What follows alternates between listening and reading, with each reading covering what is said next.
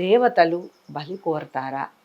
కోరితే ఎలాంటి బలి కోరతారు? దానికి ఏమన్నా ప్రత్యేకమైన నిర్వచనం ఉందా? చెప్పండి. బలి అంటే అర్థం ఏంటంటే జంతు బలి అని కాదు, అక్కడ Okay. నివేదన అని అర్థము. ఓకే. అయితే దీనిలో తాత్విక పరంగాను శాస్త్రపరంగాను కూడా మనం విశ్లేషణ చేద్దాము.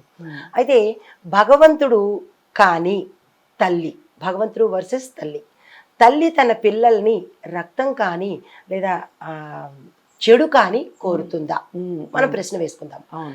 ఏ తల్లి బిడ్డలని అక్షేమమే ఇది కోరదు, అంటే నాశనం అయితే కోరదు. రైట్. అలాగే భగవంతుడు కూడా ఎంత ఉగ్రదేవుడు అయినప్పటికీ కూడా ఒక జీవిని తను కోరడు. తను సృష్టించిన దాని యొక్క రక్తాన్ని తను తీసుకోవాలి అని ఏ దేవి దేవుడు అనుకోరు.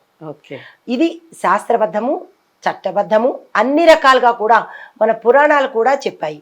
Okay. అయితే ఇది తాత్వికంగా చెప్పుకున్నట్టయితే ఉపనిషత్తుల ఆధారంగా మన దేవతలు బలి అంటే మనలోని చెడుని మాత్రమే కోరుతున్నారు.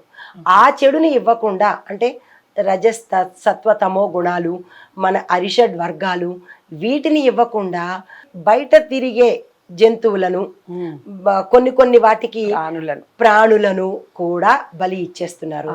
అయితే తాత్విక దృష్టితో చూసినట్టయితే కనుక దేవుళ్ళు శాంత స్వభావులు, పరిశుద్ధ భక్తిని కోరుకునేవారు. ఓకే. హనుమంతుడు కానీ దత్తాత్రేయుడు కానీ ఇలాగా అమ్మవార్లు కానీ ఎవరు కూడా బలిని చెప్పలేదు. ఈవెన్ భగవద్గీతలో కూడా కృష్ణ భగవానుడు అహింసనే చెప్పాడు తప్ప హింసని ఎక్కడా చెప్పలేదు. అయితే జానపదంలో అంటే గ్రామీణ పరంగా ఈ బలి అనేది ఒక ఆచారంగా అయిపోయింది.